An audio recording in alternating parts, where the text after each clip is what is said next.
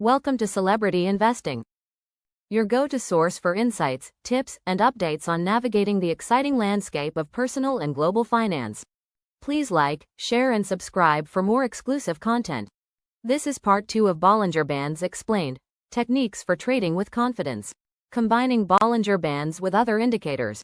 No single tool can guarantee success, and Bollinger Bands are no exception. They're most effective when combined with other indicators for a more comprehensive market analysis. Using them alongside tools like the Relative Strength Index, RSI, or MACD can provide better confirmation of potential trends. Here's how you might pair Bollinger Bands with these popular tools. Bollinger Bands plus RSI. RSI measures whether an asset is overbought or oversold based on momentum. If the price touches the upper band and RSI is above 70, this strengthens the case for an overbought signal. Similarly, if the lower band aligns with an RSI below 30, it suggests a strong oversold opportunity. Bollinger Bands plus MACD. Use the MACD to confirm trend direction and momentum. For example, if the price breaks above the upper band and the MACD shows a bullish crossover, this supports the idea of a potential breakout upwards. Think of Bollinger Bands as your compass and these additional indicators as your map. Together, they create a clearer picture, helping you navigate the market with more confidence. By layering Bollinger Bands with other analysis tools, you can reduce false signals and make smarter, more informed trading decisions. Common Bollinger Band trading strategies. Bollinger Bands are versatile and can be tailored to fit different trading goals. By understanding key strategies, you can use these bands to make smarter trading decisions. Below, we'll break down 3 common approaches traders rely on when analyzing Bollinger Bands. The squeeze strategy. Anticipate breakout opportunities. The squeeze is one of the most recognized uses of Bollinger Bands. It happens when the upper and lower bands tighten around the moving average, visibly contracting on the chart. Why does this matter? A squeeze suggests the market is experiencing low volatility, often signaling that a breakout is just around the corner. When bands narrow, it's like a spring being compressed. Eventually, the spring will release, either pushing prices sharply upward or downward. Traders use this pattern to prepare for potential breakout opportunities. Here's the general approach. Identify the squeeze. Watch for the upper and lower bands to contract toward the moving average. Set alerts. Once you spot tightening bands, prepare for a price breakout. Breakouts often happen when price pushes beyond one of the bands. Assess direction. Use additional indicators like RSI or MACD to confirm if the breakout is likely bullish or bearish. Traders favor this strategy because it's both visual and predictive. Keep in mind, however, that a squeeze doesn't guarantee the price will break in a specific direction. You'll need confirmation from other tools or patterns. The reversal strategy. Predict market reversals. Bollinger Bands can help spot when markets are overbought or oversold, giving clues about potential reversals. When prices move beyond the bands, either above the upper band or below the lower one, it often signals the market has stretched too far. Much like a rubber band, this can lead to a snapback. Here's how traders use Bollinger Bands to identify reversals. Spot overbought, oversold levels. If the price closes above the upper band, this could signal it's overbought. Conversely, a close below the lower band might mean it's oversold. Wait for confirmation. Look for signs the reversal is materializing, like a candle closing back within the bands or a momentum shift on indicators like RSI. Open positions. For overbought conditions, some traders choose to sell or take profits. For oversold situations, they might open buy positions. This strategy isn't foolproof. It's important to combine Bollinger Bands with other indicators to avoid false signals. For example, a price closing above the upper band may sometimes lead to a continuation of the trend rather than a reversal. The trend following strategy. Stay with the market momentum. Trading with the trend is a foundational principle, and Bollinger Bands can help you stay within the flow of the market. During strong trends, prices tend to hug one of the bands. For example, in an uptrend, prices might consistently hover around the upper band without touching the lower one. This is a sign of momentum. Traders use Bollinger Bands to confirm trends. If prices stay near the upper band in an uptrend, it reinforces the bullish momentum. The reverse applies for downtrends. Spot pullbacks. When prices pull back toward the moving average during a trend, it can present opportunities to enter the market at a better price.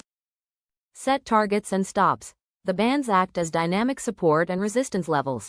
You might use the upper band as a target in an uptrend or the lower band as a stop level in a downtrend. This strategy works well in trending markets, but it's less effective in sideways or choppy conditions. Using additional indicators to gauge the strength of a trend can make this approach more reliable. By incorporating these strategies into your trading, you can make Bollinger Bands a powerful part of your technical analysis toolkit. Each approach provides its own perspective on price action, helping you adapt to different market scenarios. Limitations of Bollinger Bands. Bollinger Bands are a popular tool for traders, offering insights into market volatility and price action. However, just like any trading indicator, they come with limitations that traders need to be aware of. Understanding these challenges can help avoid mistakes and improve your decision-making process. False signals. Discuss the risks of relying too heavily on Bollinger Bands alone. One of the biggest limitations of Bollinger Bands is their tendency to produce false signals. Relying solely on them can lead to trades based on incomplete or misleading information. Why does this happen? Because Bollinger Bands react to price movements but don't consider the overall market trend or external factors driving those movements. For instance, when price touches the upper or lower bands, it might seem like the market is overbought or oversold. Yet, this isn't always the case. Sometimes, prices can ride the band, especially during strong trends. In these situations, assuming the market will reverse can result in premature exits or, worse, entering trades against the trend. Here are common scenarios where false signals occur. Breakouts that fail. A squeeze may suggest an upcoming breakout, but the move could be small or fizzle out entirely. Overbought, oversold misreads. A touch of the upper band doesn't always mean reversal. Prices might keep climbing, especially in bullish trends. Whipsaws in choppy markets. In directionless markets, prices can swing back and forth, hitting both bands without establishing a clear trend. The key takeaway? Bollinger Bands are not a crystal ball. For better success, combine them with additional tools or confirm their signals through other forms of analysis. Difficulty in sideways markets. Explain why Bollinger Bands may be less effective in non-trending or low volatility markets.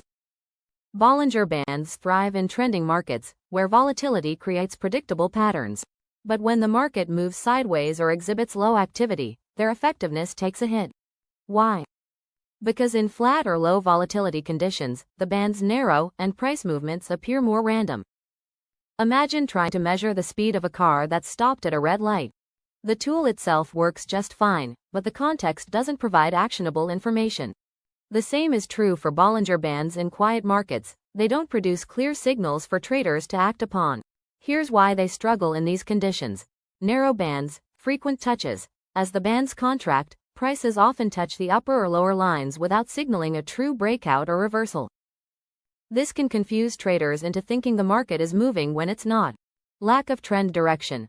Sideways markets don't show strong momentum, which leaves traders wondering whether to buy, sell, or hold.